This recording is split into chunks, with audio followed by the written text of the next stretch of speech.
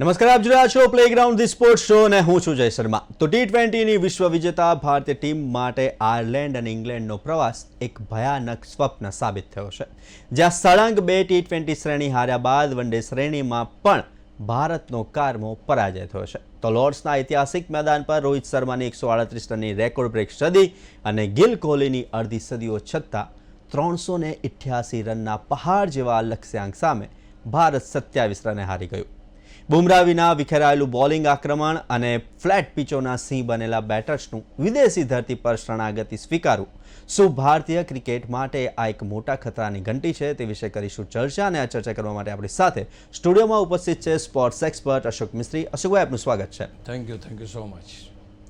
અશોકભાઈ, એક બાદ એક કારમી હાર અને હવે ભારતીય ક્રિકેટ માટે ખતરાની ઘંટી સાબિત થઈ છે, તે વિશે ચર્ચા કરીએ તે પહેલાં જોઈએ એક ખાસ રિપોર્ટ। ભારતનો આયર્લેન્ડ અને ઇંગ્લેન્ડનો પ્રવાસ એક બિહામણા સ્વપ્ન જેવો હતો।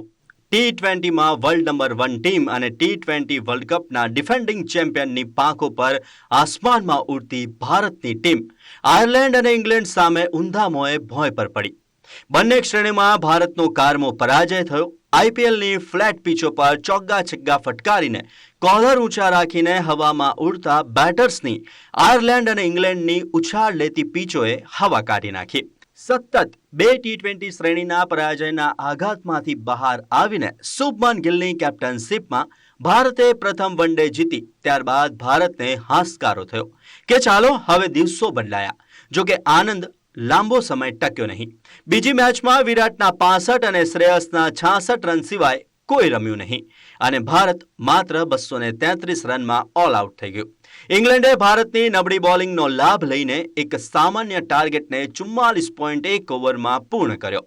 શ્રેણી સરભર થઈ ગઈ। હવે લોર્ડ્સના ઐતિહાસિક મેદાન પર હતી આ વન ડે શ્રેણી અને આ વન ડે શ્રેણીની નિર્ણાયક final one day match Bumrah વિનાની ટીમની બોલિંગ સામે ઇંગ્લેન્ડે તો રમખાણ મચાવી દીધું અને ડકેટના 141 અને બેથેલના 91 રનની મદદથી માત્ર 3 વિકેટે 387 રન જોડી નાખ્યા। તેમાંય ગુરનૂર બ્રારે તો રેકોર્ડ બનાવી નાખ્યો। 10 ઓવરમાં 97 રન આપી દીધા। 388ના ટાર્ગેટ સાથે મેદાને ઉતરેલ ભારતની ટીમમાં સૌથી વધુ ચર્ચાસ્પદ અને વિશ્વ વિક્રમી હિટમેન રોહિત શર્મા અને ગિલે શરૂઆત તો સારી કરી।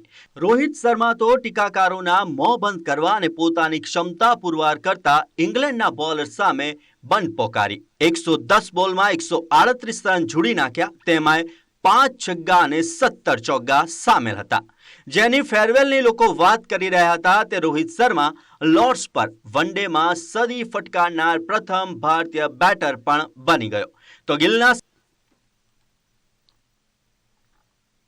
ભારતનો આયર્લેન્ડ અને ઇંગ્લેન્ડનો પ્રવાસ એક બિહામણા સ્વપ્ન જેવો હતો।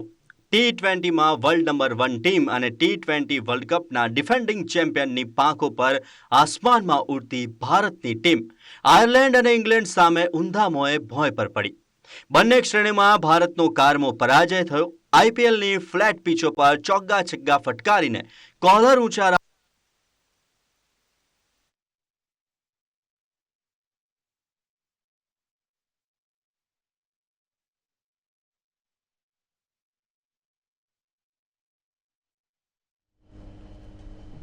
તો અશોકભાઈ, એક બાદ એક કારમી હાર અને હવે ભારતનો આયર્લેન્ડ અને ઇંગ્લેન્ડના પ્રવાસને ભારતીય ક્રિકેટ શા માટે કેવો કહી શકાય આ પ્રવાસ? અને બીજી સૌથી મહત્વની વાત, આગામી વન ડે વર્લ્ડ કપ માટે આ ટીમ કેટલી સજ્જ? પહેલી વસ્તુ તો એ છે કે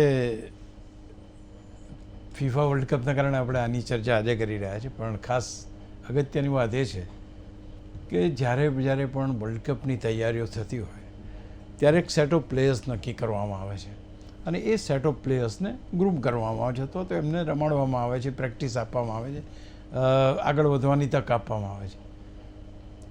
અહીં આગળ જે પરિસ્થિતિ આવી છે, પહેલી આપણે વાત કરીએ T20ની શ્રેણીની, કારણ કે આખા પ્રવાસ ઉપર આપણે વાત કરીએ છીએ, તો પહેલી T20 શ્રેણી જ્યારે આપણે આયર્લેન્ડ સામે હાર્યા ત્યારે લોકો સ્તબ્ધ થઈ ગયા। આયર્લેન્ડ તો 12મા ક્રમની ટીમ છે, ઇન્ડિયા નંબર 1 ટીમ છે, તો આવું કેમ? નંબર 1 ટીમના 5 બેટ્સમેનો તો ટોપ 10માં છે, તો પરિસ્થિતિ કેમ? પણ ક્યાંક ભારતની બહાર રમવાનું હતું એટલે લોકોને માફક ના આવ્યું, બેટર્સને માફક ના આવ્યું એવી ક્યાંક વાત જોવા મળી. કારણ કે અહીંયા જે રીતે જોફ્રા આર્ચરે કહ્યું હતું કે ભાઈ ભારતની ફ્લેટ પીચો ઉપર તો બધા રમે છે, જે ખરી અગ્નિ પરીક્ષા છે તમે તમારા ઘરની બહાર નીકળો અને ત્યારે તમારી કમ્ફર્ટ ઝોનમાંથી જ્યારે બહાર નીકળો ને ત્યારે પરફોર્મન્સ આપો, એ બહુ અગત્યનું છે. એટલે અહીંયા આગળ જે ટીમ બહાર નીકળી એમની ક્ષમતા જુઓ તો હું માનું છું કે જે પ્રકારની ક્રિકેટ એ લોકો જે પ્રકારનું ક્રિકેટ એ લોકો રમ્યા છે એમ લાગે કે આઈપીએલ સ્ટાઇલ જરૂર છે, પણ આઈપીએલ જ્યાં રમાય છે એ પર્ટિક્યુલર મેદાનો પૂરતી એમની બેટિંગ લિમિટેડ છે. If they are going out of their comfort zone તો આ ટીમ રમી શકતી નથી. When you are playing for the country, એક આઈપીએલ રમો છો તમે ફ્રેન્ચાઇઝી માટે, બહુ તમને માન મળે, સન્માન મળે, ગ્લેમર છે, પૈસો છે, બધું છે, પણ ખરું ક્રિકેટ જોવા જાઓ તો તમે તમારા દેશનું પ્રતિનિધિત્વ કરો ત્યારે રમો છો. આપણે બધા બેટર્સને જોયા, વૈભવની બી એને એ જ કેટેગરીમાં મૂકું છું કે વૈભવને કોઈ સ્પેશિયલ ટ્રીટમેન્ટ આપવાની કોઈ જરૂર નથી. હવે હું નથી માનતો કે કોઈ વૈભવને સોશિયલ મીડિયા પર એમ કહે કે ના ના એને તો તમારે રમાડવો જોઈએ. I don't think so. તો કહેવાનું તાત્પર્ય છે કે જે બેટર્સે બેટિંગ કરી, જે રીતે આગળ વધ્યા, તો they were not able to find the way out. England સામે જુઓ, આયર્લેન્ડ સામે જુઓ કે એના ઉછાળમાં કોઈ બેકફૂટ ઉપર જઈને કટ કરવા જાય છે, કેચ થાય છે. મીન્સ તમે પેસને પારખી શકતા નથી, તમે એને એના શોટ્સ નથી રમી શકતા, સ્પીડને પારખી શકતા નથી, ઉછાળ આવે છે એને નથી પારખી. તો દેર લોટ ઓફ લેક્યુનાસ, અને એ લેક્યુના પહેલાં એમ લાગ્યું કદાચ આયર્લેન્ડમાં એવું થયું છે, એકાદ શ્રેણી એવું બને, પણ જ્યારે ઇંગ્લેન્ડમાં શ્રેણી હાર્યા ત્યારે એ વખતે ઘણા બધા પ્રશ્નાર્થો ઊભા થયા. There are very good bowlers sitting outside. Siraj છે, મોહમ્મદ શમી છે, ભુવનેશ્વર કુમાર છે, બધાની પણ વાત થઈ, અને જે બોલિંગ આપણે કરીએ એની પણ વાત થઈ. તો ક્યાંય જોવા જઈએ તો T20 શ્રેણીમાં તો આપણે ઊંધા માથે પટકાય એમ કહેવાય. વન ડે શ્રેણી આવી તો એમ લાગ્યું કે ચલો યાર હવે તો આ તો આપણો ગઢ છે, આમાં વાંધો નહીં આવે. રોહિત અને વિરાટ કોહલી પણ ઉમેર્યા એટલે એમ લાગ્યું કે ચલો ભાઈ પહેલી મેચ જીત્યા પણ ખરા, ફરી પાછું સેમ પોઝિશન કે આપણે શ્રેણી હારી ગયા. તો અહીંયા આગળ જે નિરાશા મળી છે, જે બેક ટુ બેક ભારત હાર્યું છે, આ એક બહુ ગંભીર બાબત છે, ખાસ કરીને T20 શ્રેણીમાં પણ અને વન ડેની શ્રેણીમાં પણ.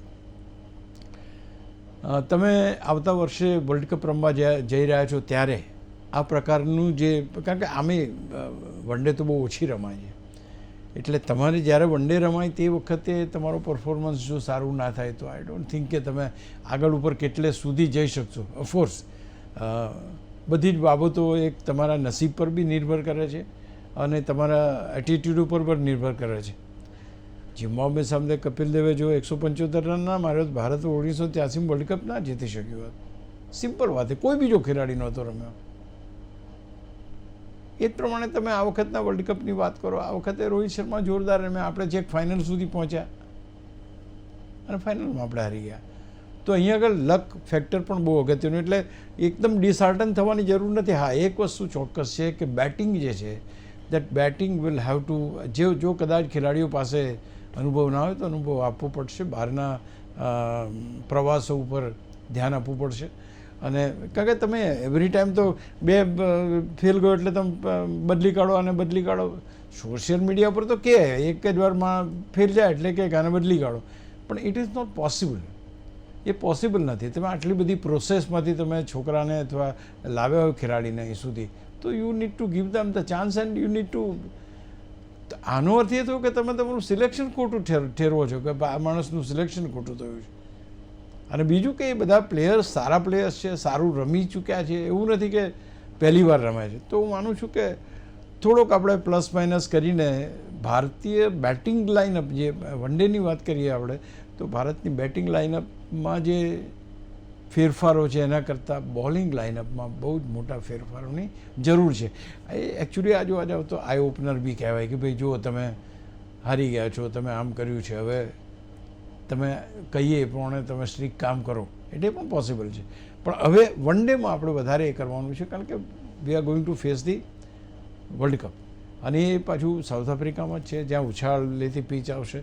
તો એમ રીતે જોવા જઈએ તો હા, આ નિરાશાજનક પ્રવાસ રહ્યો. એકાદ બે સારા કિસ્સા, ધારો કે રોહિત શર્માની, એને વાત કરતાં કોઈ એવી સારી ઘટના આપણને જોવા મળી નહીં. એક મેચમાં આપણે જીત્યા એ અલગ વસ્તુ છે, તો કહી શકાય. યસ. અશોકભાઈ, હવે T20ની વાત કરીએ તો T20 મેચોમાં ભારતના જેટલા બી બેટર્સ છે, જ્યારે IPLની બાય પ્રોડક્ટ છે, સાથે જ ફ્લેટ વિકેટો પર જ રમી શકે છે, કારણ કે આપણે જોયું છે. અને ઇંગ્લેન્ડની જે ઉછાળા લેતી પીચો પર વૈભવથી માંડીને તમામ બેટર્સ સદંતર નિષ્ફળ નીવડ્યા છે. શું એમ લાગી રહ્યું છે કે IPL પ્રોડક્ટ બેટર્સ પાસે ટાઈમિંગવાળા શોટ્સ રમવાની, પોતાની જે વિકેટ ટકાવવાની અને સાથે જ ભાગીદારી બનાવવાની ક્ષમતા નથી રહી? બહુ સારો સવાલ છે, કારણ કે અત્યારે જે T20ના બેટર્સ છે એ બિલકુલ IPLમાંથી આવેલા છે, એમાં કોઈ બેમત નથી. અને એટલા માટે એમની વિકેટ ઉપર ટકવાની ક્ષમતા ઘણી ઓછી જોવા મળી છે આ વખતે. બીજું, પીચની જે મેદાનની લંબાઈ અથવા તો મેદાનની બાઉન્ડ્રીઝ છે એનો અભ્યાસ જે થવો જોઈએ, અભ્યાસ પણ આપણને એટલો સારો જોવા મળ્યો નથી. જોફ્રા આર્ચરે તો ત્યાં સુધી કીધું કે આ તો ઇન્ડિયન પીચો ઉપર રમે છે, ફ્લેટ પીચો હોય છે, બાઉન્ડ્રીઝ નાની હોય છે, એટલા માટે એમનો સ્કોર બને છે. અને એણે કહેલી વાતો T20માં પુરવાર થઈ. જેટલા આપણા બેટર્સ, ઇન્ક્લુડિંગ વૈભવ, આપણને બધાને એમ હતું કે ભાઈ આ તો વન્ડર બોય છે અને આમ થઈ જશે, તેમ થઈ જશે, but it did not happen. Click ના થયું તો ના થયું. કોઈ બીજો બેટ્સમેન, અભિષેકની વાત કરો તમે, બાકીના જે કોઈ બેટ્સમેન લો, તે ડીડન્ટ વર્ક, એટલે આપણે રમી જ ના શકીએ એ રીતે. તો એ વાત તો ચોક્કસ. અચ્છા, હવે તમે સેકન્ડ જે કીધું કે ટેકનિકલ અથવા તો જે ટાઈમિંગવાળો ખેલા, this is very important. Actually જોવા જઈએ તો ડોમેસ્ટિક ક્રિકેટમાં પણ T20 રમાય છે. ડોમેસ્ટિક ક્રિકેટમાં 4 દિવસની મેચો પણ રમાય છે. આ બધા જે ખેલાડીઓ છે એમને પણ આપણે થોડી તક, નો ડાઉટ કે એ લોકો IPL બી રમે છે, પણ એમની ઉપર પણ નજર રાખવા જેવી ખરી. કારણ કે વન ડેની જો વાત કરીએ, પહેલી T20ની વાત, હવે વન ડેની જો વાત કરીએ, વન ડેની અંદર તમારી પાસે સારા બેટર્સ જોઈએ જ, કે જેની પાસે ટાઈમિંગ છે, જેની પાસે પ્લેસિંગ છે, જેના પાસે બોલની લેન્થ અને લાઇન જાણવાની શક્તિ છે, ક્ષમતા છે. You require that. એમાં કોઈ બેમત નથી. એટલે એમાં તો ચોક્કસ વાત છે કે તમે જો લાંબુ રમીને 20 ઓવરની મેચ, શુભમન ગિલનું સ્ટેટમેન્ટ એવું જ હતું કે 50 સુધી પહોંચતા થાકી જવાય છે. એટલે મીન્સ કે we are not able to reach day. આપણે 44 ઓવરમાં ઓલ આઉટ થઈ ગયા. તો આ જે ઘટના છે એ શું બતાવે છે? Because we don't have the patience, we can't stay on the wicket, we can't play the shots which is required. અથવા તો T20ની વાત તો બરાબર છે, તમારે દરેક બોલે ચોગ્ગા છગ્ગા મારવા પડે, ત્યાં પણ પાર્ટનરશિપ બનાવાય, ત્યાં પણ તમારી જવાબદારી બને રમવાની. વન ડેમાં તો એથી વિશેષ, કારણ કે વન ડેમાં હંમેશા એમ કહેવાય છે કે 20 ઓવર સુધી બધાનામાં એનર્જી હોય છે, પણ 21 થી 50 ઓવરની અંદર બધો ધબડકો થઈ જાય. બોલિંગમાં ઠેકાણા ના રહે, બેટિંગમાં ઠેકાણા ના રહે, અને એ વખતે ઓપોનન્ટ ટીમ જે છે એનો એડવાન્ટેજ લે છે. તો અહીંયા આગળ બિલકુલ સાચી વાત છે કે IPLની પીચો ઉપર રમવાનું એ ઇંગ્લેન્ડમાં રમવાનું એ આ બંને વસ્તુ અલગ પડે છે. ત્યાંની એટલે બહારની પીચો, ટૂંકમાં આપણી ભારતની અને બહારની પીચો, ત્યાં આગળ જે રમાય છે T20 ક્રિકેટની જો વાત કરીએ તો યસ, ઇટ ઇઝ ડિફરન્ટ. અને એ ડિફરન્ટ, તમે જુઓ ને T20 વર્લ્ડ કપમાં કોણ રમી ગયું? વિરાટ કોહલી રમી ગયો. બધા દિગ્ગજો હતા, એટલે દિગ્ગજ ઇન ધ સેન્સ નવા ખેલાડીઓ હતા. તો અહીંયા આગળ એક પેશન્સ, અને બીજું કે 20 ઓવર તમારી જ છે એવું માનવાનું કોઈ કારણ નથી. તમે છો ત્યાં સુધી તમે ત્યાં છો, તો તમે જો ટકવું હોય તો you have to play certain shots which is all along the carpet. બધા તમે છગ્ગા જ મારો, બધા તમે બોલ ઉછાળશો જ. અને ઇંગ્લેન્ડમાં એ જ ખબર પડી કે આ શોર્ટ બોલની અંદર ભારતના બેટ્સમેન આઉટ થઈ જાય છે, અને થઈ ગયા દર વખતે. એક જ જગ્યાએ કેચ ઉછળે, એક જ જગ્યાએ આઉટ થાય. તો એ પરિસ્થિતિમાં તમારી પાસે જ્યારે જંગ જીતવો હોય, અથવા તો જ્યારે તમારી પાસે વર્લ્ડ કપ જેવી મોટી તમે એ રમતા હો, તો આ બધી વસ્તુ ચોક્કસ ભારે પડે આપણને. અને એટલા માટે ડોમેસ્ટિક ક્રિકેટના પ્લેયર્સ જે છે, ધારો કે સૌથી વધારે રન બનાવનાર બેટ્સમેન રણજી ટ્રોફીમાં, ચલો, તો એને એ પણ ગ્રેડ મળવો જોઈએ કે હા ભાઈ ચલો એને પણ તમે તક આપો, કારણ કે એની પાસે ટેકનિક છે, એને હાઈએસ્ટ રન બનાવ્યા છે, એ રમી શકે છે. તો એ ખેલાડીઓ ક્યાં જશે? જો આપણે દરેક જગ્યાએ IPL થ્રુ જ ભરતી કરીશું તો ટીમની સ્થિતિ એટલી મજબૂત નહીં રહે. તો અશોકભાઈ, આ તો T20ની વાત થઈ. હવે વન ડેની વાત કરીએ તો વન ડે શ્રેણીની અંદર પણ ભારત એટલો સારો દેખાવ નથી કરી શક્યો, શ્રેણી હારી ગયો. આ સમગ્ર શ્રેણી માટે શું કહી શકાય? તેની one thing is very clear, one ડેમાં વી આર ધ માસ્ટર્સ, એમાં કોઈ બે મત નથી, પહેલી વાત. બીજી વસ્તુ કે આપણું બોલિંગ ડિપાર્ટમેન્ટ તદ્દન ખરાબ છે, તદ્દન ખરાબ ઇન ધ સેન્સ કે તમારી પાસે બોલિંગ એક 10 ઓવરમાં માણસ 97 રન આપે, 97 રન્સ. આ ખેલાડી ક્યાં હતો, ક્યાંથી આવ્યો, ક્યારે ટીમમાં આવી ગયો, નોબડી નોઝ. તમારી પાસે સિરાજ બહાર બેઠો છે, મોહમ્મદ શમી બહાર બેઠો છે, તમારી પાસે ભુવનેશ્વર કુમાર બહાર બેઠો છે. તો અહીંયા જે ખેલાડીઓનું સિલેક્શન છે એ વન ડે માટે તો એટલું સારું નથી. એટલે બોલિંગ ડિપાર્ટમેન્ટને જો તમે રિવેમ્પ નહીં કરો,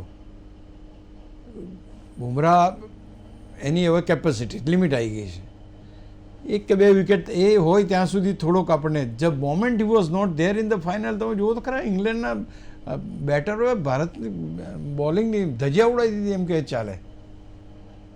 તમારી પાસે એવો સારો સ્પિનર નથી સ્પેશિયલાઇઝ, તમારી પાસે એવો ફાસ્ટ બોલર નથી, તમારી પાસે વિકેટ ટેકિંગ બોલર નથી.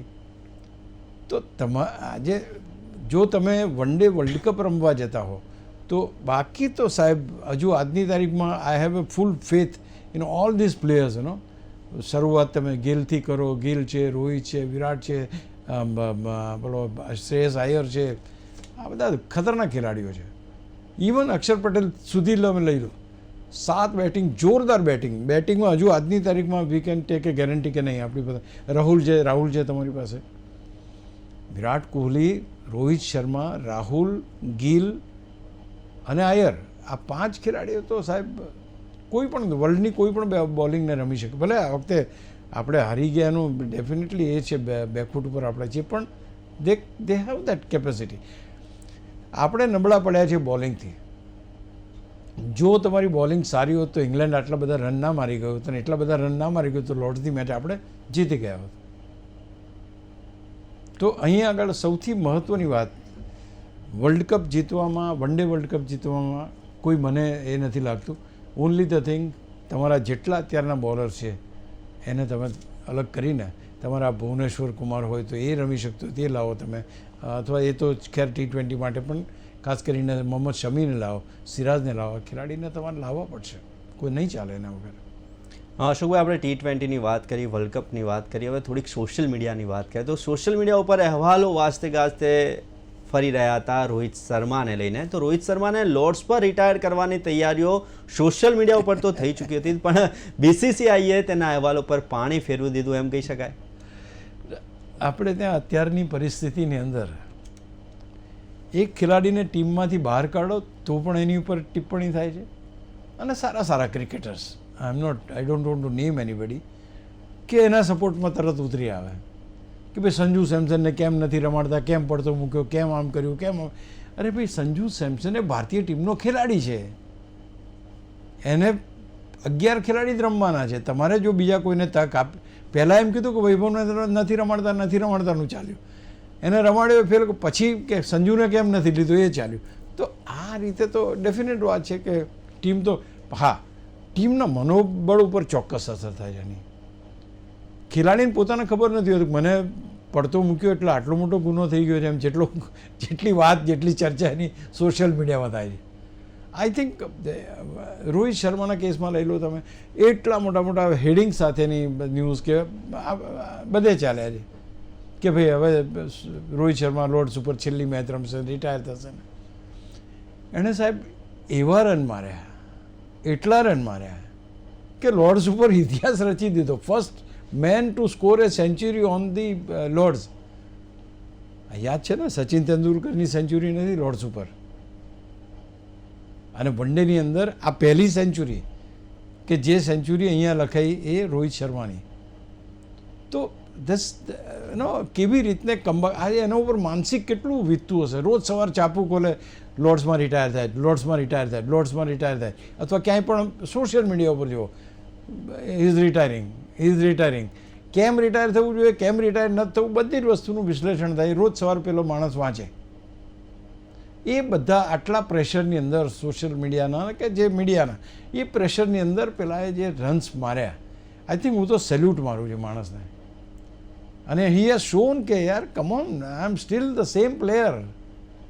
જે છગ્ગા માર્યા છે એણે સાહેબ, તમે સ્લો પીચ હતી, runs were not coming, ball boundary સુધી પહોંચતો નહોતો, પણ તે છતાં છગ્ગા માર્યા એણે 5.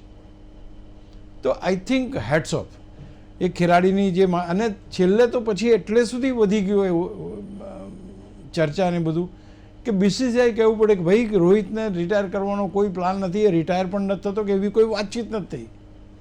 એને મન ફાવે એટલું એ વન ડે ક્રિકેટ રમશે, આવું કહેવું પડ્યું બીસીસીઆઈએ. તો આઈ થિંક એક ખેલાડી પ્રત્યે તો માન હોય અને સ્વાભાવિક છે કે જે ટીકાકારો બીજે દિવસે પછી એમ કહેતા જો કેવું સરસ રમ્યો, આપણે જ કહેતા હતા પહેલેથી નોર્મલ કેસમાં. તો હું માનું છું કે it was a terrific comeback અને બહુ જેને કહી શકાય કે માનસિક રીતે તમે જો એમના વાઈફને બધા પણ બેઠા હતા, તે પર having a psi of relief કે હાશ રોહિતની સેન્ચુરી થઈ ગઈ. હવે ધારો કે રોહિત આ મેચમાં ના રમ્યો હોત ને ફેલ ગયો હોત તો સાહેબ એટલું બધું લખાત એની ઉપર કે આને રિટાયર કેમ નથી થયા, કેમ એને કાઢતા નથી, કેમ. એટલે કહેવાનો મતલબ એમ છે ઉગતા સુરતને સૌ પૂજે, રન થયા એટલે ફરી એકવાર રોહિત શર્મા થઈ ગયો. અને એ હિટમેનની જેમ કર્યા એણે રન, શાનદાર રીતે કર્યા, છગ્ગા ચોગ્ગા મારીને કર્યા. એના સાહેબ રિલીફ કેવું હતું, વિરાટ કોહલી જઈને એને ભેટી પડે છે, યાર તું રિલેક્સ થયો, બહુ સારું છે, કેટલું ટેન્શન હશે એને. જી અશોકભાઈ, ભારત T20 અને વન ડે બંનેમાં નંબર 1 છે, છતાંય આ હાર્યું. કેટલો કન્સર્ન શું હજુ પણ 2027 વર્લ્ડ કપમાં રોહિત, વિરાટ, ગિલ, રાહુલ સિવાય કોઈ ભારતને બચાવી ના શકે એમ કહી શકાય? C one thing is very clear કે તમારે સિનિયર માણસો તો જોઈશે. વન ડે વર્લ્ડ કપ જીતવા માટે તમે T20ની ટીમ લઈને નહીં જઈ શકો, ઇટ ઇઝ વેરી ક્લિયર. ત્યાં આગળ તમારે પેશન્સ જોઈએ, ત્યાં તમારે ગટ્સ જોઈએ, ત્યાં તમારામાં ધૈર્ય જોઈએ, ત્યાં તમારામાં ટેકનિક જોઈએ, ત્યાં તમારામાં પ્લેસમેન્ટ જોઈએ, ત્યાં તમારામાં ટાઈમિંગ જોઈએ. યુ રિક્વાયર આ 5 ખેલાડીમાંથી હું નથી માનતો કે કોઈ પણ ખેલાડીને આપણે કાઢી શકીએ અને બીજો કોઈ ખેલાડી એની પાસે આવી શકે. રોહિત શર્મા લઈ લો, તમે ગિલ લઈ લો, વિરાટ કોહલી લઈ લો, શ્રેયસ આયર લઈ લો, KL રાહુલ લઈ લો, ઓલ ધીસ. અરે KL રાહુલને તમે 7મા ક્રમે મોકલો સાહેબ, વિચાર તો કરો. આટલો મોટો બેટ્સમેન કે જે માણસ ઓપન કરતો હતો, જે ભારતનો કેપ્ટન રહી ચૂક્યો, એને 7મા ક્રમે બેટિંગ માટે મોકલો. એટલે યુ નીડ ટુ, એટલે બીજું, અને બેટર્સ જોરદાર છે, ખાલી પ્રોબ્લેમ આપણો છે એ બોલિંગમાં છે અને બોલિંગનો પ્રોબ્લેમ સોલ્વ કરવો પડશે. તમારી પાસે એક સારો સ્પિનર પણ હોવો જોઈએ. કુલદીપને તક નથી આપતા, એ પણ એક મહત્ત્વનું છે, કારણ કે એને તમે લઈ જાઓ છો, is not getting a chance. માનસિક રીતે એની ઉપર એની પણ અસર થાય કે બહાર બેસો તમે દરેક મેચમાં, એટલે એ પણ છે. તો આઈ થિંક અને થઈ જશે, હજુ તો 1 વર્ષની વાર છે, મીન્સ કે આવતા વર્ષે જ, એટલે ત્યાં સુધીમાં આપણે બધું એ કરી લઈશું અને એ will be back in the saddle. એવું મને કંઈ એવું નથી. અને બીજું કે ટ્રાન્સફોર્મેશન તો થવાનું છે. વિરાટ કોહલી કાલે નહીં હોય, કાલે રોહિત શર્મા પણ નહીં હોય, નવા ખેલાડીઓ આવશે પણ ખરા, પણ એ નવા ખેલાડીઓ 100% રોહિત શર્મા બનીને આવી જાય એવું શક્ય નથી, વિરાટ કોહલી બનીને આવી જાય એવું શક્ય નથી. આટલા વર્ષો કાઢ્યા ત્યારે રોહિત શર્મા અને વિરાટ કોહલી બન્યા છે. I think will have to weight for some time. Yes. તો ભારતનો ઇંગ્લેન્ડ પ્રવાસને લઈને આ હતી ચર્ચા, અને આ ચર્ચા કરવા માટે અશોકભાઈ અમારી સાથે ઉપસ્થિત રહ્યા, તે બદલ ખૂબ ખૂબ આભાર.